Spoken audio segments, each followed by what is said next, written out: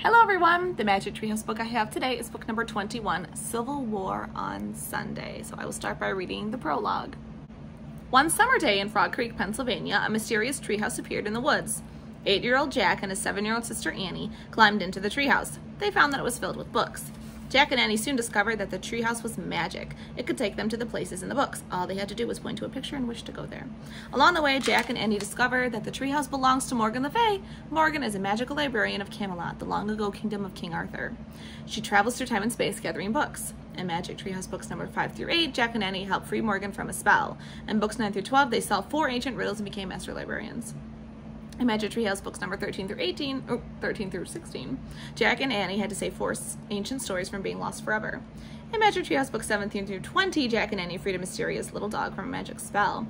In Magic Treehouse books number 21 through 24, Jack and Annie have a new challenge. They must find 4 special kinds of writing from Morgan's library to help save Camelot. They are about to set off to find the first of those. Chapter 1, A Light in the Woods. Jack looked out his window. It was a dreary Sunday afternoon. There were dark clouds in the sky. Thunder rumbled in the distance. Jack stared down the street of the Frog Creek woods. When is this Magic Treehouse coming back? He wondered. Hey, guess what? Annie said. She charged into Jack's room. I saw a flash of light in the woods. It was just lightning, said Jack. No, it was magic. A swirl of light. I think the treehouse just came back. I'm sure it was just lightning, Jack said. Didn't you hear the thunder? Yeah, said Annie, but let's go check anyway. She started out of Jack's room. Then she peeked back in. Bring your backpack just in case. Jack was always glad for a chance to look for the Magic Treehouse. He grabbed his backpack and followed Annie down the stairs. Where are you going? Their mom called. Out to play, said Annie. Don't go far, said their mom, and come if it starts to rain. We will, said Jack. Don't worry. They slipped out the front door. Then they ran up the street into the Frog Creek woods. The woods were dark under the storm clouds. A cool wind shook the leaves. Soon Jack and Annie came to the tallest oak tree. Oh man, said Jack. You were right. The Magic Treehouse stood out against the gray sky. Morgan, called Annie. There was no sign of the enchantress. Let's go up, said Jack. He grabbed the rope ladder and started up. Annie followed. They climbed into the treehouse. It was hard to see in the dim light. Look, said Annie. She pointed to a piece of paper and a book lying on the floor. Jack picked up the paper. Annie picked up the book. Listen, said Jack. He held up the paper close to the window and read out loud. Dear Jack and Annie, Camelot is in trouble. To save the kingdom, please find these 4 special writings for my birthday. Something to follow, something to send, something to learn, and something to lend. Thank you, Morgan.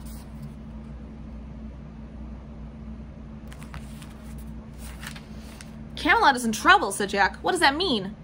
I don't know, said Annie, but we better hurry and find those writings. Let's go look for the first something to follow. I wonder where we should look for it, said Jack. What's the title of the book you're holding? And he held the book close to the window and read the title. Yikes, she said softly. She showed the book to Jack. On the cover was a painting of a peaceful-looking field in a blue sky. The title said, The Civil War. The Civil War, said Jack. Cool. Annie frowned. Cool? She said. War's not cool. It sort of is, Jack said uncomfortably. He knew war was bad, but some parts of it seemed fun, like a game. I guess we'll find out, said Annie. She pointed at the cover. I wish we could go there. Thunder boomed into the woods. The wind started to blow. The treehouse started to spin. It spun faster and faster. Then everything was still. Absolutely still. Chapter 2, Cruel War. Glaring sunlight filled the treehouse. It's really hot here, said Jack. Especially in these clothes, said Annie. Their clothes had magically been changed. Annie wore a long dress. Jack wore scratchy pants and a long-sleeve shirt. His backpack was now a leather knapsack. Where are we, said Annie. They looked out the window together. The treehouse had landed in the edge of a field, in the same field cover as the book, on the cover of the book. It looks so peaceful, said Jack. Where's the Civil War? There, whispered Annie. She pointed to the woods beyond the field and shivered. Jack saw a soldier riding a horse out of the woods. The horse was covered with mud. The soldier's blue uniform was torn. His arm was bloody. Another man rode into a field. His blue uniform was in rags too. His head was bandaged. Oh man, whispered Jack. Who are they? He opened the Civil War book and found a painting of some soldiers in blue, and he read to Annie, 1861 to 1865. The Civil War is also called the War Between the States because it was fought between the northern and southern states of the United States. Southerners wore gray uniforms and were called Confederate soldiers. Northerners wore blue uniforms and were called Union soldiers. So they're Union soldiers, said Jack. Soldiers, said Jack. He pulled out his notebook and wrote, Civil War, 1861 to 1865. Blue equals North equals Union. Gray equals South equals Confederate. Jack looked at his book again and he read out loud. The Civil War was a cruel and bloody war. More people died in this war than all of America's other wars put together. 1 out of every 5 young men in the nation died or was wounded. That's so sad, said Annie. Jack wrote in his notebook, cruel war. Why do they keep coming, said Annie. Jack looked up. More Union soldiers were coming through the field. These didn't have horses. They all looked sad and weary. Some of them limped. Some of them helped others along. One man stumbled and fell down. I have to help, said Annie. Wait, said Jack. She started down the rope ladder. You can't help, said Jack. A kid can't help. But Annie kept going. Don't forget we have to find something special in writing for Morgan, Jack called out loud. Something to follow, he whispered. He packed the Civil War book and his notebook into his knapsack. Then he started down the ladder. When he stepped onto the ground, Jack saw Annie in the distance. She was holding out her hand to the fallen soldier. She helped him to his feet. The soldier slowly started walking again. Annie walked beside him. Oh, brother, said Jack, and he hurried to catch up with Annie.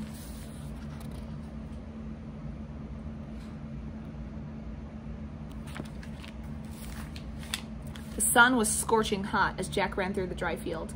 He was sweaty in his scratchy clothes. He caught up with Annie. Together they walked silently with the soldiers. At the edge of the field was a steep hill. Everyone stopped and gazed at the sight below them. Rows and rows of white tents. Thank goodness, said the soldier beside Jack. We're saved.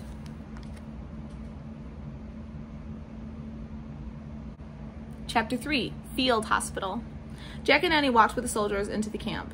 Outside one tent was a long line of men in torn blue uniforms. They looked tired and hurt. Many were bloody and barely able to stand. Women wearing dark dresses were giving out food and water to the men in line. Where are we? Asked Annie. I'll find out, said Jack.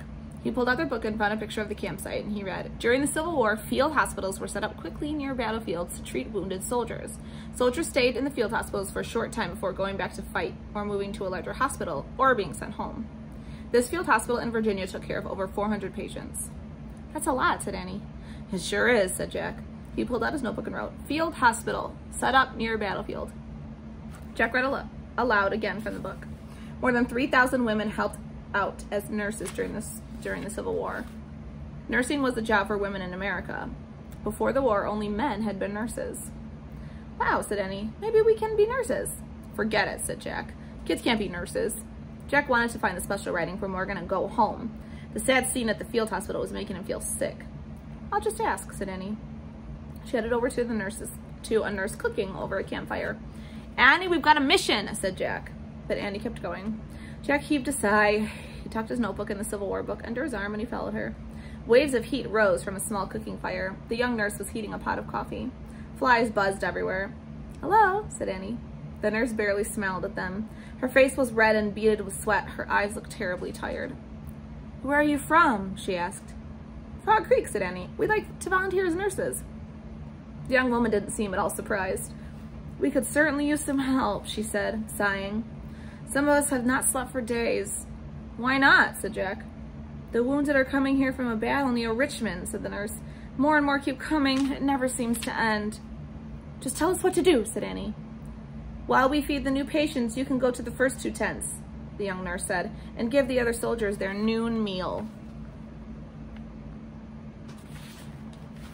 She pointed to a basket filled with bread and potatoes. Next to it was a ladle and a bucket filled with water. Anything else? Annie asked. Just try to give them comfort, the nurse said. How do we do that? Said Annie.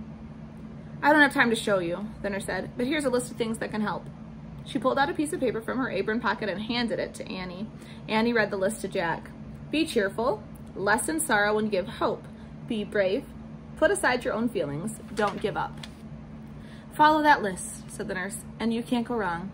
The nurse took the pot of coffee from the fire and carried it to the line of men. Follow, said Jack. Follow that list. That's what she said, said Annie. Jack took the list from her. Don't you get it? This is it. We found it. The special writing from Morgan's library. Something to follow. Yeah, said Annie. Jack put the paper into his knapsack. It was handed right to us, he said, smiling. We can go home now. Oh, no, not now, said Annie. We have to help the nurses first. But Annie, said Jack. She picked up the food basket. Then she started toward the row of white tents. Wait, we're supposed to leave, said Jack. Our mission is over. The truth was that he didn't want to help. He didn't want to be around wounded, suffering soldiers. It was too sad. "Bring the water bucket and the ladle," Annie shouted. Then she disappeared inside the first tent. Jack groaned. He knew he couldn't change her mind. He pulled out the list and read the first line, "Be cheerful." "Oh, brother," he said. Jack put the list back into his knapsack. He picked up the heavy bucket, hurrying clumsily after Annie. He tried to smile. Chapter 4. Freedom Fighters. Jack carried the water bucket into the tent. The scene inside was like a nightmare. The tent was hot and stuffy. A dozen injured soldiers laid on small cots. Some called for food, others begged for water, or just moaned. Jack wanted to rush back outside, but Annie got right to work. She rolled up her sleeves and smiled. "Hi, everybody," she said cheerfully. None of the soldiers smiled back. "I have good news," she said. "We've brought lunch." Annie moved down the row of cots. She handed out pieces of bread and chunks of potatoes to all the patients. "You'll be feeling better soon," she said to one sick man. "You'll see your family again," she told another. Jack looked around nervously. He wasn't sure what to do. "Give them water, Jack," Annie called to Jack. Jack saw a tin cup beside each man's cot. He picked up the first cup. Carefully, he used the ladle to fill it with water. Keeping his eyes down, Jack handed the cup to the patient. He felt shy and uncomfortable. He didn't know what to say. Jack moved on to the next patient, then the next. He gave each wounded man a cup of water, but he never looked right at any of them or spoke a word. Soon Jack and Annie had finished passing out food and water. "Goodbye," Annie said. She waved and left the tent. Jack quickly followed her. "Let's go home now," he begged, once they were outside. "We got what we came for." "If we leave now, the patients in the next tent will go hungry and thirsty," said Annie. Jack sighed. "Okay, but after we take care of them, we're leaving for sure." He followed Annie to the next tent. Just like the last tent, it was filled with wounded soldiers, but the soldiers in this tent were all African Americans. "Hi, everybody," Annie said, smiling warmly. Again, she passed out potatoes and bread. She also talked and made jokes. Jack poured water into each of the tin cups. Again, he didn't speak to any of the soldiers, but as he handed over the last cup, a patient spoke to him. "Thank you for your kindness, son," a soldier said. Jack glanced shyly at the man in the cot. He was elderly, silver-haired. "You're welcome," said Jack. He tried to think of something else to say, but he remembered Annie's cheerful words. "You will get well soon," he told the patient. "You'll be with your family again." The man shook his head. "No, I'll never be with my family again," he said quietly. "My wife and children were gone long ago." "Really?" said Jack.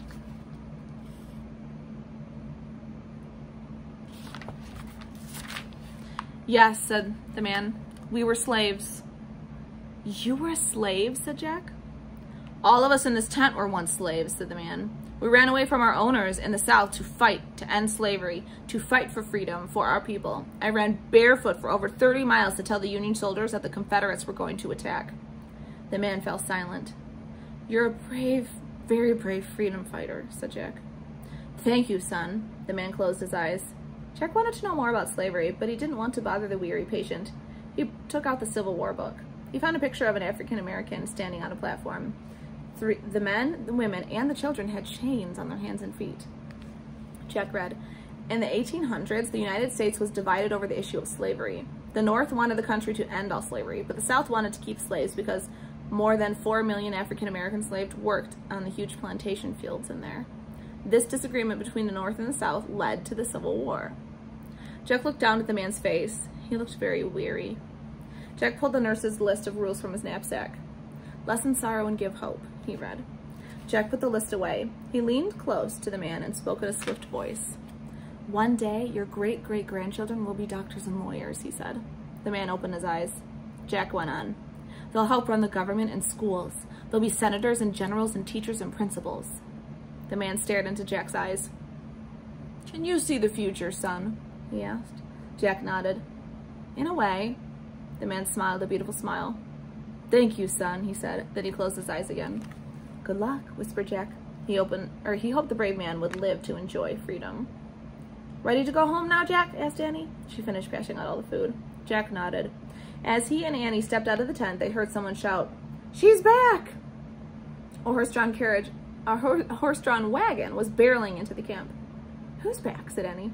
"Clara Barton," the patient said. "She runs the hospital." "Clara Barton?" said Annie. "I don't believe it." "Who's Clara Barton?" said Jack. He'd heard that name before, but he couldn't remember who she was. "Clara Barton? Who's Clara Barton?" said Annie. "Are you nuts?" And she ran to meet the woman. Chapter 5. Angel of the Battlefield. Jack still didn't remember who Clara Barton was. He pulled out the Civil War book and he read, Clara Barton was a famous Civil War nurse. When she began nursing, she used her own money for supplies. She drove a horse-drawn ambulance right into the battlefield to help save wounded soldiers. For this reason, she became known as the Angel of the Battlefield. Jack put the book away and he hurried to Annie.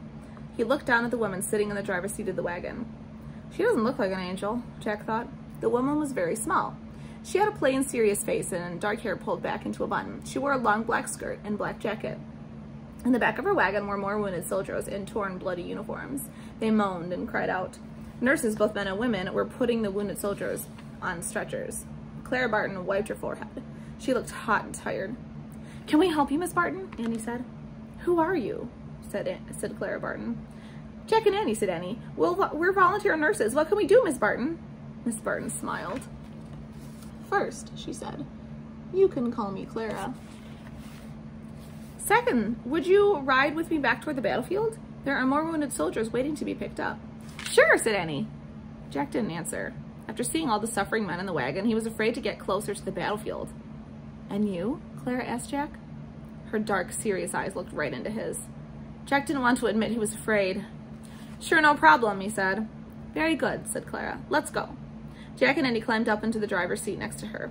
By now, all the soldiers had been taken out of the wagon. "Take care of my new family members," Clara said to the nurses. She snapped the reins. The horse-drawn ambulance rolled off, sending out clouds of dust. Chapter 6. Keep Low.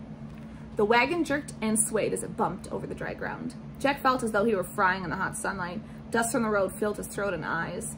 The boom of the cannons grew louder and louder. Jack heard popping sounds too, like the noise of firecrackers. "What's that popping sound?" he shouted, blinded by the dust and sunlight. "Musket fire," said Clara. Jack remembered that muskets were long, old-fashioned guns. "What are those flashes?" said Annie. Jack tried to open his eyes to see what she was talking about. He saw bright flashes of light in the distance and puffs of smoke in the sky.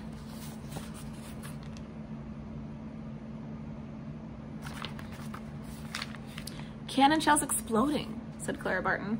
"Shells are like small bombs. They have ruined much farmland." Jack squinted at the passing countryside. The ground was filled with ugly holes. Long ditches were also cut into the fields. "Did the shells make those ditches too?" he asked. "No, those are trenches the soldiers dug for battle," Clara said. "Each side digs their own. Day after day, they sit in the trenches, firing their muskets at one another." Jack tried to imagine how terrible it would be to sit in a trench all day waiting to be shot or waiting to shoot someone else. "We have to get some water," said Clara. She drove the wagon to a narrow creek. A stream of water flowed downhill, running over rocks. The wagon came to a halt. Jack heard a whistling sound, then another. "Keep low," said Clara. "What's that?" said Jack. "Cannon fire," she said. Jack and Annie crouched down in the driver's seat. Jack felt a rush of panic. He pulled out their list. His hands were shaking as he read, "Be brave." "Oh, great," he thought. Another cannon shell whizzed overhead, then another. The ground exploded over and over in flashes of light. Dirt clouds flew everywhere. Clouds of smoke and more dust filled the air. The horses neighed and whinnied. "Be brave," Jack thought. "Be brave." Chapter 7. Helping Hands. The firing came to an end. The horses calmed down. The smoky air began to clear. Clara handed Jack and Annie each a canteen. "Fill these quickly," she said. "We have no time to waste." Jack's legs felt wobbly. As he followed Annie to the creek, they filled their canteens, then climbed back into the wagon. "Keep alert," said Clara. "Look for the wounded as they come off the battlefield." She snapped the reins. The horses started off again. As they bumped along, Jack looked ahead for wounded soldiers. "There," said Annie. She pointed to a man limping toward them and waving his arms. The man looked very young, more like a teenage boy. His uniform was torn and bloody. It wasn't blue uniform, though. It was gray. Clara pulled the horses to a stop. "But he's a Confederate soldier," said Jack. "When someone is hurt, you give them a helping hand, no matter who they are," she said. Her voice got softer. "I have seen courage and kindness on both sides of this war. Sometimes things just are not as simple as they seem." Jack was glad they had stopped to help the soldier. He jumped out of the wagon. "Do you need a helping hand?" he asked the young man. "Thank you," the soldier said softly. Jack helped him into the back of the wagon. The soldier lay down in a pile of blankets and closed his eyes. Jack climbed back into the seat beside Clara. She snapped the reins, and they rode on. They came across more ragged men resting in the shade of an oak tree. These soldiers all wore blue uniforms. Again, Clara stopped the horses. "See if any of those men need a ride to the hospital," she said to Jack and Annie. Jack glanced at the soldiers sleeping in the back of the wagon. "Can a Confederate soldier and a Union soldier be together?" he asked worriedly. Clara nodded. Sometimes men are simply too sick and tired to be enemies anymore, she said. Sometimes they even know each other.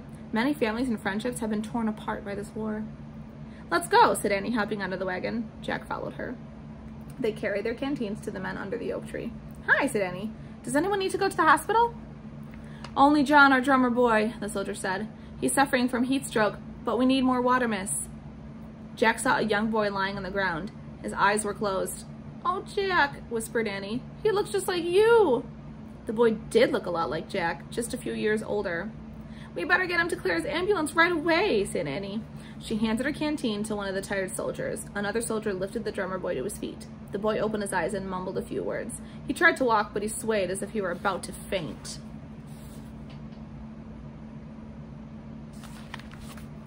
Wait, Jack grabbed the boy.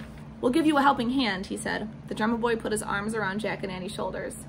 Just a little further, John, Annie said. You're doing great, just a little further.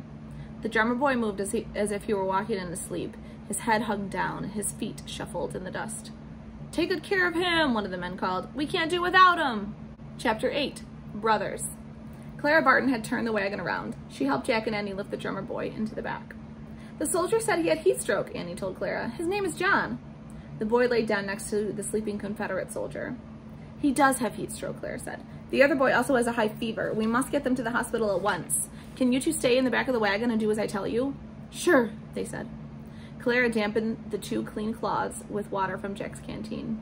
Gently press these cloths against their faces to help them cool off, she said. She gave the cloths to Jack and Annie. Then she went to the front of the wagon and climbed in. The wagon started forward. Jack and Annie gently patted the soldiers' faces with the damp cloths. Jack looked at the 2 young men lying side by side. The 2 seemed far more alike than different. In another time and place, they might have been best friends, Jack thought. Finally, the wagon arrived in the field hospital. The Confederate soldier was put on a stretcher and carried to a tent.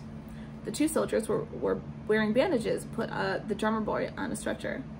Could you stay with John a while? Clara Barton asked Jack and Annie. Sure, said Jack. Try to bring down his fever, Clara said. Our nurse will give you ice packs to press against his skin. Find me when his fever is lower. The drummer boy was carried into an empty tent. Jack and Annie followed. John was put into a cot. Then a nurse brought some rags and a bucket filled with ice. Jack and Annie were left alone with the boy. Jack wrapped some ice on a rag. In a rag, he pressed the ice pack against the boy's head and neck and arms. Annie fanned the air to cool John off and kept away the flies. Jack felt so hot he pressed an ice pack against his own forehead for a moment. Then he looked at the drummer boys in his Civil War book and he read, "The Civil War was the last war to use drummer boys. The drum beat was used to give soldiers orders. Different beats told them when to eat, how to march, and even how to fight. On smoky battlefields, the boys' drumming helped soldiers find one another and keep together." Wow, said Jack. He closed the book and pulled out his notebook and he wrote, "Drummer boy, really important job." Suddenly, John shouted. Jack looked up from his notebook. The drummer boy was still asleep, but he was waving his arms as if he were having a nightmare. Annie shook the boy's arm. "Wake up, John," she said. "You're okay, wake up." The drummer boy opened his eyes. "You were having a bad dream," said Annie. "You're safe now. You'll be with your family soon." "No, no," the boy said. He sounded frantic. "I have to go back to the battlefield." "No, you don't have to fight anymore," said Annie. "You can go home and be safe." "No, they need me. They need my drum." He sounded more and more upset. Jack thought about their list. "Put aside your own feelings," he remembered. "Okay, John," said Jack. "You can go back as soon as you feel better." "Jack," said Annie. "He'll get hurt or killed. I'm afraid for him." "Me too," Jack said softly. "But we have to put our own feelings aside. That's one of the things on our list." Annie sighed. "Okay," she said. She looked up at John. "If you want to fight in the Civil War, you can, if that's what you really want." "Thank you," the boy whispered. "You know, you're the bravest kid I've ever met," said Jack. The drummer boy smiled at Jack. "You look just like my little brother," he said. "You look just like my big brother," said Jack, "except I don't have a big brother. I don't have any brothers." The 3 of them laughed. The drummer boy's laugh was very soft. The boy laid his head back on his pillow and closed his eyes again. In a moment, he was sleeping peacefully. A smile was on his lips. Annie felt his forehead. "His fever's gone down," she said. "We should go tell Clara." Annie left the tent. Jack got up slowly and followed her. When he reached the entrance of the tent, he turned and looked back. The shadows of the twilight fell across the boy's calm, sleeping face. It was strange. Jack hardly knew the drummer boy, but he felt that they could be brothers. Listening to the campfire in the distance, Jack was afraid for the boy. Will he live to see his family again? Jack wondered. Good luck, John, Jack said softly. With a heavy heart, Jack stepped out into the warm evening air. Chapter 9, Don't Give Up. Annie, said Jack. Over here, she called. Jack saw two figures standing in the twilight. He walked over to Annie and Clara. They all stared in the direction of the distant battlefield. Bright lights flashed against the dark blue horizon, cannon shells exploding. Every time you see a flash, you know a shell may have taken a life or many lives, said Clara. That's awful, said Annie. Yes, it is, said Clara. A whole world can vanish in that flash. All a young man's joys and sorrows, all his memories. This is a cruel war, said Annie. All wars are cruel, said Clara Barton. People feel they must fight for causes they believe in, but they soon discover that war is not about glory and fame. It's about misery and terrible pain and sadness. It makes me miss my mom and dad, said Annie. It makes me really miss them. Annie sounded tired and homesick. Finally, she had lost her cheerfulness. I think it's time for you to go home, said Clara. Jack thought about all the wounded men who needed food and water and kindness and comfort. No, said Jack. We have to stay. We can't give up. That's on the list. Don't give up. Jack pulled out their list to show Clara Barton. Oh, yeah, she said, nodding. I see one of my nurses has written down all the things I often say. Let me add one more thing, too. Do not forget the ones who love you. Jack heaved a big sigh. He was homesick, too.